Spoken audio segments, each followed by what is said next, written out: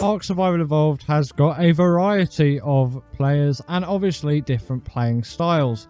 Now personally, I am a PvE player and I generally specialise in doing Ark top 10s, and I wanted to do maybe just half that amount and do a top 5 today of just 5 creatures which I can't really live without in Ark and that I just wouldn't play the game or would struggle playing the game if I did not have them by my side. In number 5 we have got the Baryonyx. This is the absolute caving beast of Ark. Come on, when it comes to doing caves, yes, you could use something like the Shadow Mane or the Thyla if it fits. Sometimes it has a little bit of trouble, but the Barry has always been the go-to for me. You can call me old-fashioned in that sense if you want, because it is sort of the OG when it comes to it.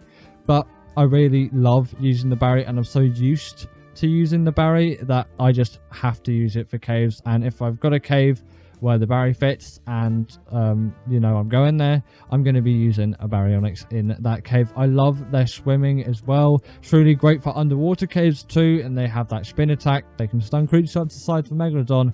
It is pretty reasonable if you ask me, and they deal good damage on top of that, and their health is by no means bad at all. And you could do some decent tanking with this thing. Obviously not turret tanking in a PvP situation, but you can tank enough damage that you can get through the caves perfectly fine if you've got a decent level 1. In number 4 we have got the Spinosaurus. Now I was going to put the Rex on here, but I've been using Spinos way more for boss fights lately, and I think they are sort of just better.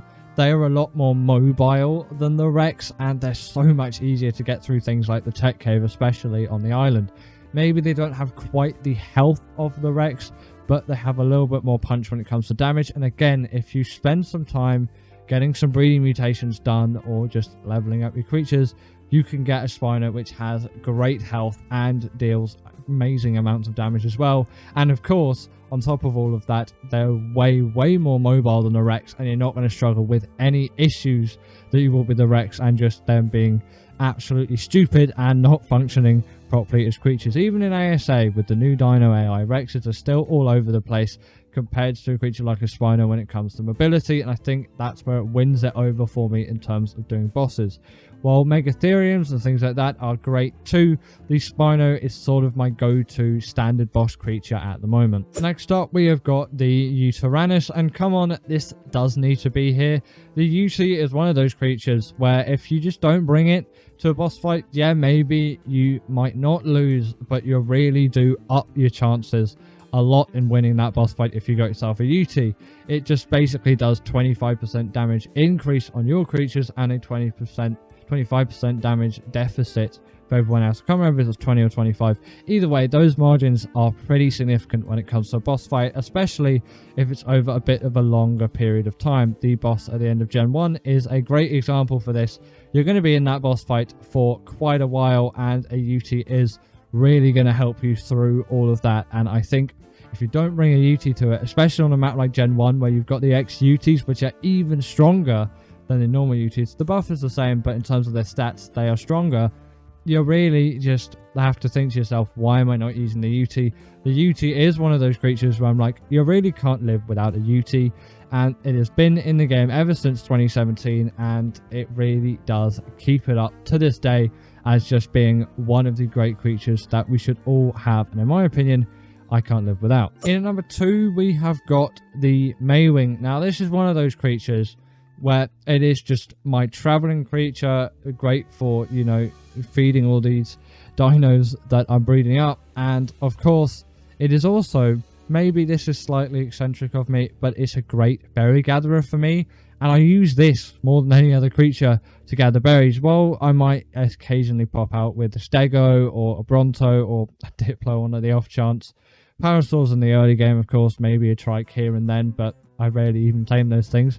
Sorry, Trike lovers. The Maewing is generally what I use for berry gathering because it can gather berries and it's pretty quick and it's pretty efficient at doing it, which is why I use it. That's the only reason why I use it, but it is also a fantastic travel mount, and you really can't go wrong if you've got a Maewing on your side when it comes to traveling. They are just peak dinosaur. They are just so good as creatures. You really can't go wrong if you've got yourself a Maewing. Truly, if you have never tamed yourself a Maewing and gone around with it and you have access to a Maewing or whatever map you're playing on, then tame yourself a Maewing. You will not regret it. And just before we get into number 1, I've got a brief honorable mention, as I thought I should just chuck it on the list, because why not? And it is the Allo. Well, in my opinion, I prefer Spinos for boss fights. The Allo is a great contender as well, and really does a lot for me in terms of the boss fighting scenario. If you've got pack of 3 of them, you get that pack buff, of course. And obviously, considering their allos on top of all of that, they've got the bleed ability. They are ridiculously easy to tame. You can just tame 3 of them in one go as well. Just tame the whole pack, get a large trap, trank them out, feed them whatever meat you want. I'm usually feeding them mutton, because I'm not going to work up to kibble, and I don't want to wait so long by feeding them raw meat. And prime is just harder to get for me than mutton. I know mutton's sort of rarer, but I've got loads of mutton lying around because I always go hunt for the overseers, and I've got stack mod on so they don't spoil us any quickly. Please, Ark, allow prime meat and mutton to be stacked. It is an absolute godsend when you start using it, and when you start using it, you really can't stop. But yeah, the Allo is a brief honorable mention, because although it's not in my top 5, it might be in one of yours. And obviously, if you know me, I've got to put this creature in at number 1, and it is the Deinonychus. It is an amazing boss creature for me. It deals the bleed ability and the bleed ability to bosses, and as far as I'm concerned, it is the only creature that can do this within reason. Someone said there's a Factionist can do it to bosses as well, but you know, I wouldn't be using one of those. And I'm on ASC and not ASA, so I do not have the Factionist. I don't even have ASA installed on my computer right now. But, you know, I've got ASE installed, and that's the game that I played. This is more of an ASE list, if you couldn't tell already. But the Dine spawns on Valguero. It is amazing at climbing, general traversing. It takes no fall damage. It is super speedy. I have no problems with the mobility of this thing whatsoever. It is just amazing for everything. It deals bleed damage to bosses. It has the pack buff. It can grip on to large creatures and absolutely tear them to shreds. Boss fights have never been easier with the Deinonychus, and I really love them for it, and it's why I think they are the best creature out there for me. And in my opinion, I really can't live without the Deinonychus in the game. They are insane. Great if you've never tamed one before. It's the same tame method as the Wyverns. You just got to go into the Chalk Cliffs region, find a dino nest, and steal those eggs, raise them up, or you can just take one. Of course, you don't have to be greedy, and then you've raised yourself up some Deinonychuses. They are truly amazing. I can't recommend them enough. And give it up for our patrons, Ekaterina Puchkova and Karina Thorne, Dominic Macy-Juski, sorry about that name, and everyone else that's on this list. All the people I've mentioned are paid members, and if you feel like that's something you want a shout out at the end of the video, go join the Patreon or become a paid YouTube member.